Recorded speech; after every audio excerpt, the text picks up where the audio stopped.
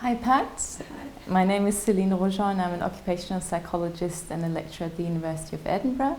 I'm also an active member of the BPS Division of Occupational Psychology. I'm delighted to be here today with you as part of the interview series on pioneering members of the DOP. What do we mean by pioneering? By pioneering we mean members of the DOP that have been instrumental in setting up the division, that have contributed to its success in the early days, have made significant contributions all the way through. People such as yourself, really. I'm really pleased to be here with you. I've prepared some questions for our interview, but before I start asking you the questions, what we'd like to ask you is to please tell us a little bit more about yourself, about your background. That's quite a difficult one because I've been an occupational psychologist for a long time. But before that, I got married early. I did teacher training, and then I was in love when I got married, and I didn't work until my children went to school. And then I started working in the prison service, working with young offenders and with literacy problems. And this was my career for a number of years. I moved to high security prisons, and still the literacy problems persisted. And I decided that I couldn't stay in prison for the rest of my life. I was perhaps doing longer sentences than most of the prisoners. And by then I got interested in psychology, which perhaps we'll talk about later. And I decided to do a PhD in cognitive psychology. During that time I'd done a degree with the Open University in psychology, and was one of the first people to get the BPS recognition for graduate status at that time. So although I thought I was really good in founding OOPS and moving things on, it was really down to Professor Judith Green that this was achieved. I realised when I started doing things for the BPS that all we were doing was giving her some support for what she wanted to do, and that was get her degree recognised in psychology. So that was great. I was married, I had 2 children. I now am a grandmother with 3 children, 3 grandchildren, and one is very grown up and the other 2 are 15 and 11. So very happy at the moment. That's great to hear. So you had the teacher training and then you worked in the prison service. Yes. What do you think got you into psychology in the first place then? Well, it was working in literacy, and in the prison service in particular.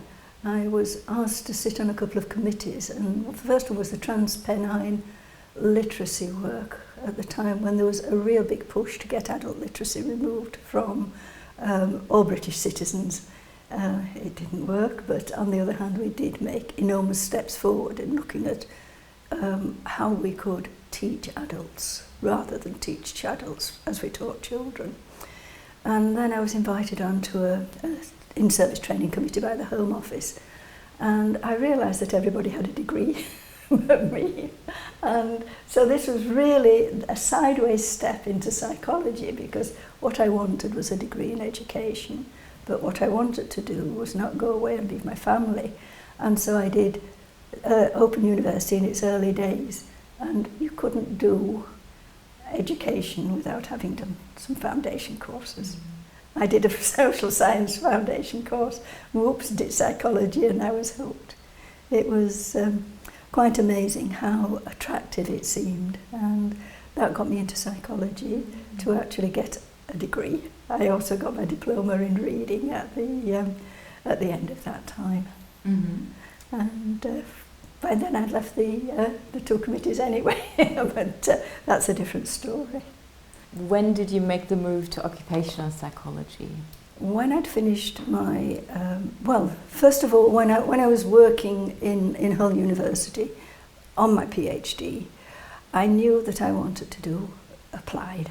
I really knew that, although I'd entered with the idea of becoming an academic, I actually missed telling the story to people who it affected.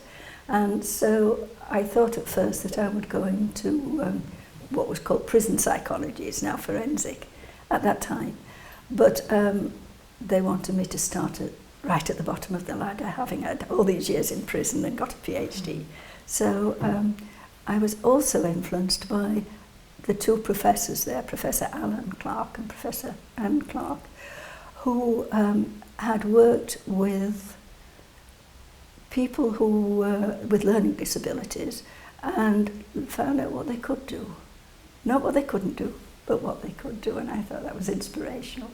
So my first job in occupational psychology was working in employment rehabilitation with people who had either got learning difficulties or acquired deafness, or who had lost their job because of accidents at work or depression following redundancy at work. And that was wonderful work.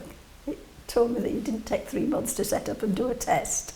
You did one every Monday morning. Mm-hmm. And it really got me into the buzz of working in an applied field. Mm. And I really, really enjoyed that, as I've enjoyed occupational psychology. I picked the right thing, mm-hmm. and it's been fantastic. When you think about occupational psychology, what do you think, what are the theories or what are the research findings, what are the studies that you were particularly impressed by or that you think have influenced the field the most? I think we would have to go back a long way to look at the influence, because although psychology is now, in an applied way and in an academic way, a very broad field with, as we say, divisions, some of the fundamental research that started, going back as far as Francis Galton, began to make me think about fundamentals. What are we doing, and what evidence do we have to support it, and how do we get that evidence, and how do we use it when we've got it? And I think these really are the pioneers in psychology before we split off into our divisions that really did lay the foundations for psychology. And I speak that way because as you know, I moved into testing. Mm-hmm.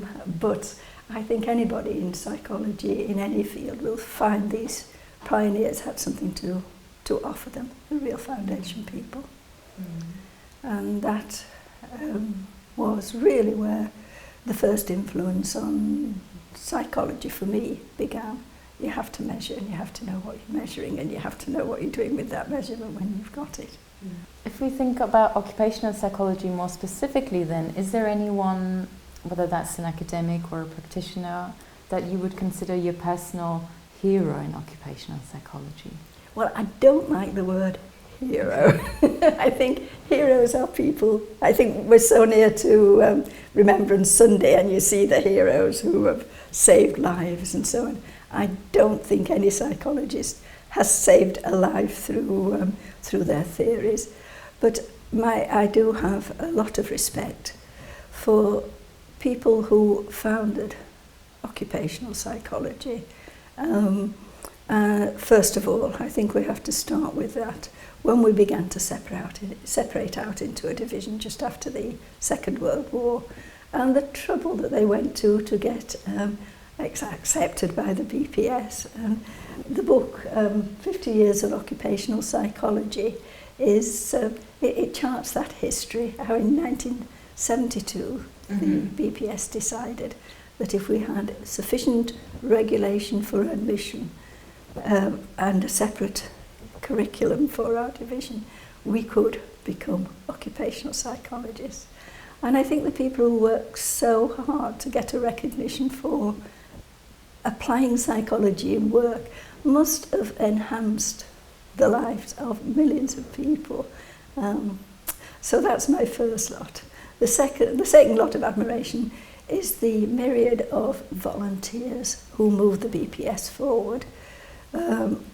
All the enormous advances in occupational psychology have really come from volunteer work and people who are passionate about getting it right and getting it fair and getting it understandable for people who are consuming occupational psychology. So from the beginners to the ones who are still carrying on the work, I think I have tremendous admiration for them all. It really is then looking at people who have brought occupational psychology to to our consciousness as a nation. And I think the division are doing a great job in doing that. But people like Carrie Cooper, who has made stress at work, people know so much more about stress at work, and the work that he has done to bring it to public attention, for me, is an enormous step forward. We now have people like Joe Sylvester, who brings to the world's attention that occupational psychology can be effective with Parliament and so on. It's people who are working now to bring things to the forefront. There are lots of them, but they're all doing it in their jobs, but they're also doing it in their own time, and they're spreading the word that occupational psychology is a good thing, and I can't disagree with that.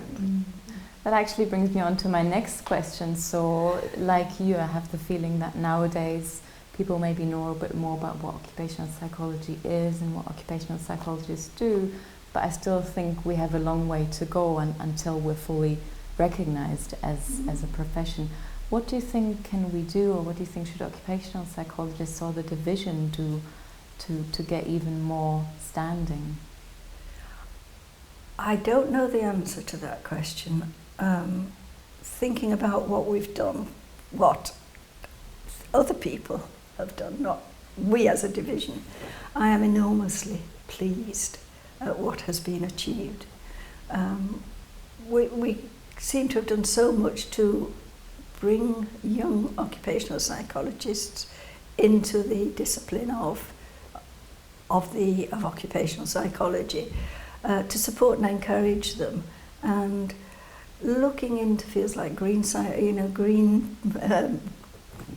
in occupational psychology, moving out into the wider world and saying, and occupational psychology operates here, is all tremendous progress.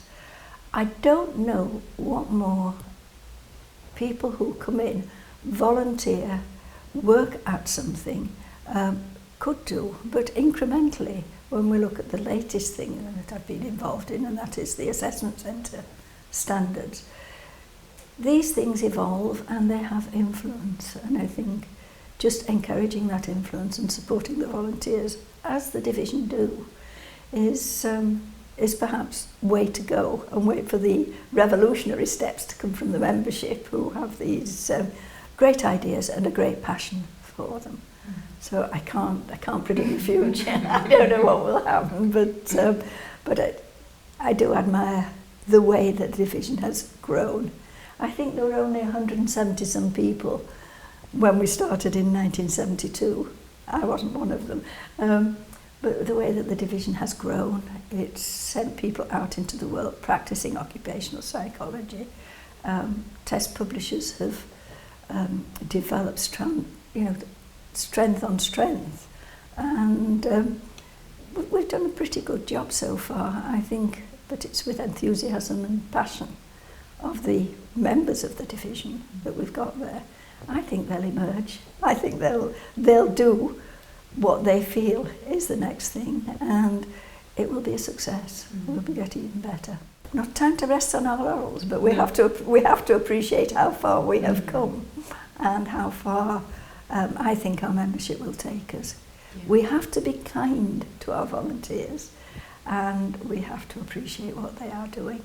And I think there has been a step change in the division recently that has actually supported its volunteers. So wait and see. Thank you. So we talked a little bit about how the division is going, how the division developed, the role of volunteers for the division. What do you think is the future of the division, or what is your vision for the future of occupational psychology in the UK and perhaps even worldwide? Psychology, or occupational psychology, is not only used in England, and Scotland. It's not only a British thing, it is European-wide, it's American. I've been to Russia to help them energize their psychology after the Cold War. it is really an international thing, and always psychology is getting more so. I think we have to be very proud of what we have done in the UK, really proud, because we've had an enormous influence in the emerging Eastern countries through the European FPA, and I think that that can go from strength to strength. We now have a diploma, it was a diploma, it's a certificate in psychology that's available to all European members of FPA. This is not just the union. We managed through that to keep ahead of mandates and laws from the EU by putting forward psychology and telling them how we're going to do it. So that I think the future is more international cooperation. Already we cooperate well with PSYOP in America, and I think that's largely an influence of Jean Johnson, one of the former chairs. So I think we really are going that way. The International Test Commission operates right across the world, and UK has been a big leader in that through Dave Bartram. He's doing his second stint as president of that at the moment. And so I just see the future as leading on many things, not all things, but leading on many things in occupational psychology. But again, it depends on the strength of our volunteers and the support that they get to be able to do that. So my vision is a more wider perspective on occupational psychology, but on the other hand, keeping within the context that we're working for the UK workers and the UK workforce, that we don't pick up ideas that are not applicable to the way our community runs. So I think that's all I can offer on that one.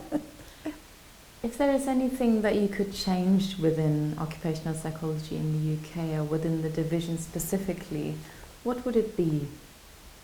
I don't see myself, again, as a prophet of what might come in the future. I think that we get a lot of changes that are due to happenings outside of psychology, and I'm going to talk a little bit about the influence that computers might have had on occupational psychology. The start of computers has been amazing, an amazing progress. I mean, we've moved from paper and pencil tests, and I remember it taking us hours and hours to interpret each test and feed the information back into an organisation, write up the reports by hand.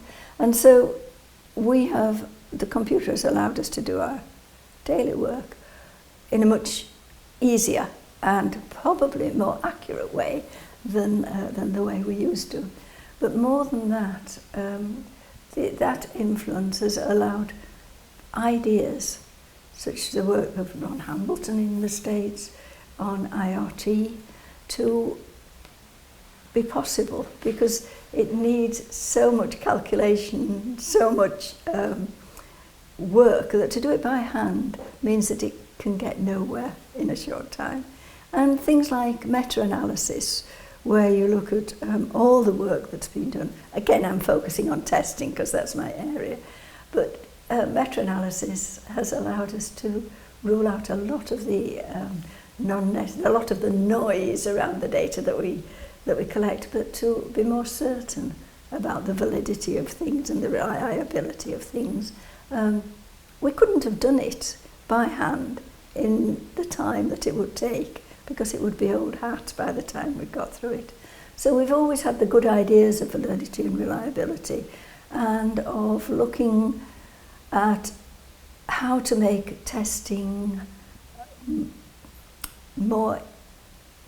less difficult, because once you have a test and you change an item, then you've changed the test.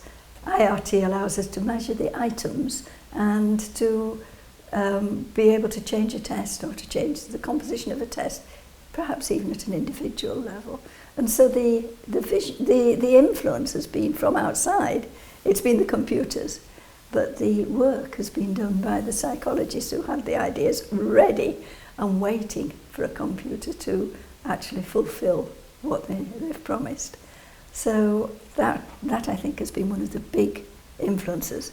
You will find that in the disciplines of psychology there have been similar sort of changes, similar catalysts that have actually changed the way things work, without being perhaps psychology at all.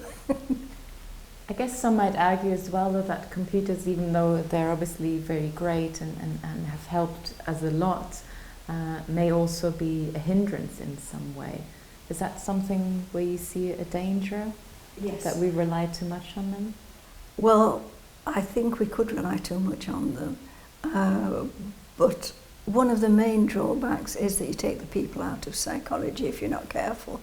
But for research, we have to be careful then that we're actually getting what we want. I think the idea of big data at the moment is the big thing, just as biodata was in the past.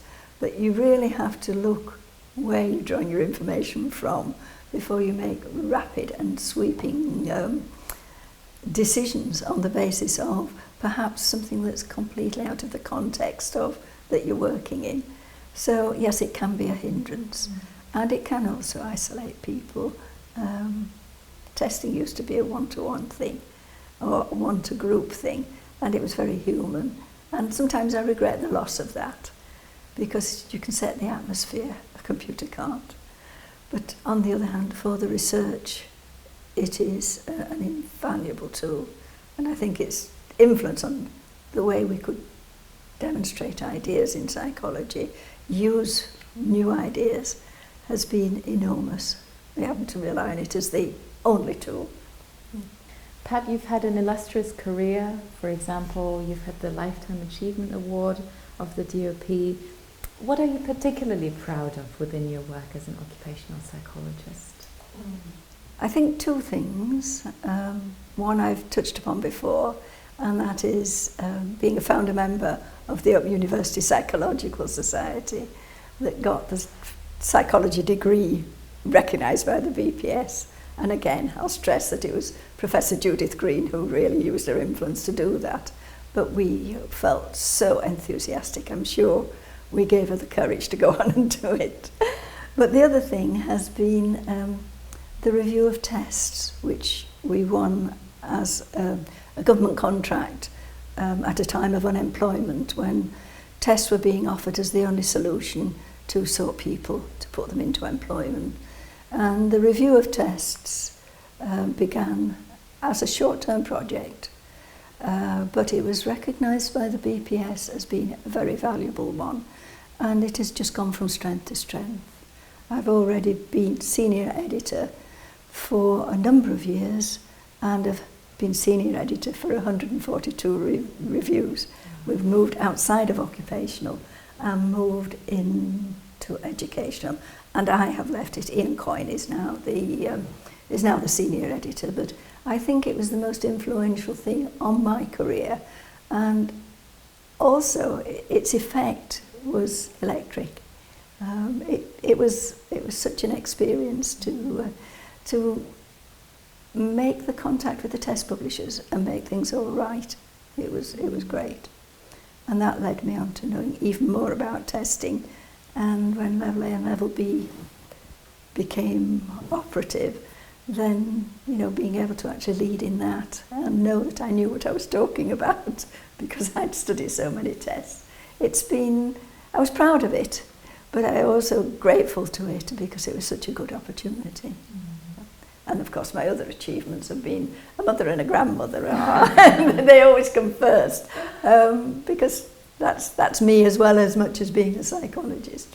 And you're holding the book 50 Years of Occupational Psychology in Britain. Yes. Do you want to talk about that a little bit more? Yes, I haven't a lot more to say about it, but it does actually chart the growth of occupational psychology from the post-war years right up until 1990s. 1993, I think, was the last one. And the people I've mentioned before, the pioneers there, who made it a subject and made the BPS, but worked with the BPS to get it recognised as a discipline and a division, are all charted in this book, and it's so interesting. One of the things that fascinates me is that in 1971, the Division of Occupational Psychology came into effect. The difference between the division and the section at that time is that the section was a learned society and the division was the practical application. But to have a practical application, the division had to produce a curriculum and an examination of the work of people to ensure that it was separate and it was clear and it was rigorous. And so all that done by very few people. And in 1971, there were 131 members of the division. This grew rapidly, but it's left in 1993 with 661. And when you look at the number of people now, I think we are the second largest division in the BPS, and people love occupational psychology. People who are becoming occupational psychologists love occupational psychology, and you can see that passion in them. So I think this book, which charts for the first 50 years, is by Sylvia Shimming and Don Wallace, probably forgotten now, but still the people who made it happen and charted this growth ought to be noted. They ought to be. Someone ought to be saying, let's ask the chairs for each decade after that to talk about how it's grown during their lifetime, and do the next few years, 1990 to 2015, the next 25 years perhaps, would be a great achievement. I hope this is never forgotten. I'm holding the last copy in my hands because it was published by the division. Perhaps a reprint would be great. Perhaps every occupational psychologist should know about it. We forget that we were not always as we are now. Pat, you already talked about the incoming generation of occupational psychologists. Yes. You mentioned you can see their enthusiasm. What would you like these people to be aware of, or what would you like them to work on? I think there is a big gap between the master's course, where they draw their knowledge, and then they go into work, and if they're lucky, they work with a big organisation that has its own practices. It is a need to know that knowledge, that basic knowledge of occupational psychology, is your touchstone, that you have to articulate the knowledge that you have and look to evidence it in your practice. There is that gap, that somehow the connection between working and learning and then working seems to get a little bit lost until they begin to do their qualification. And then it's a sudden realisation that's what it's all about. But somehow they must be aware that gap exists, but that their knowledge actually will lead them on to look at why it is they're doing what they're doing. And when they practice on their own, it's even more essential. So I'm all for evidence-based practice and thinking and articulating, even if only to yourself, why am I doing it this way, and why I'm not doing it a different way, and what's leading me in this way.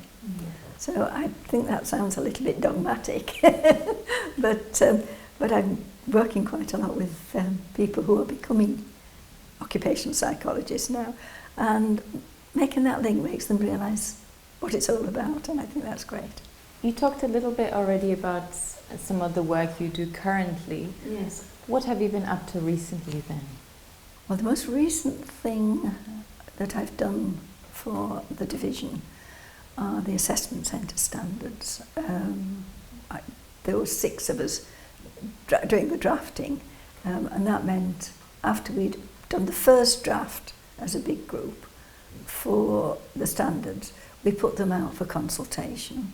First of all to a wider group of psychologists, and then to a wider group including the CIPD. And each time the responses came in, and the drafting committee put looked at each of those responses and considered how it fitted into the standard and amended it, sent it back out for consultation. And that really took a lot of time.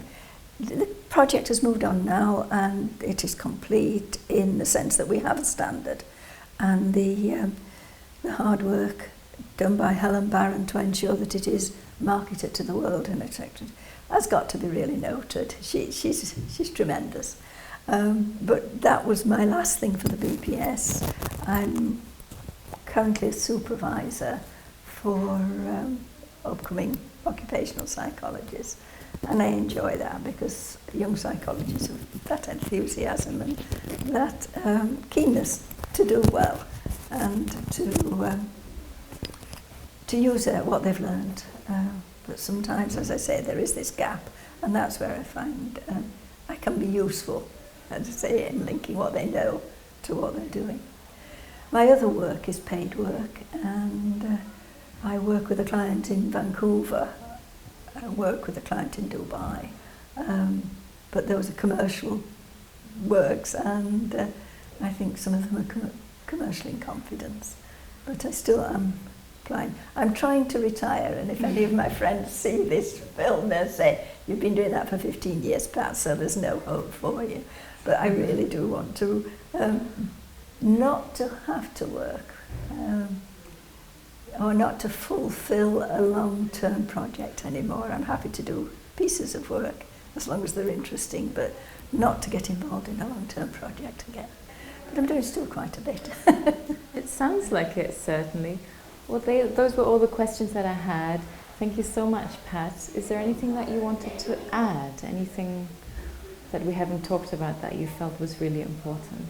No, I'll just say that I've never had a dull moment since I became an occupational psychologist. I've enjoyed it, even the boring bits, the paperwork and so on.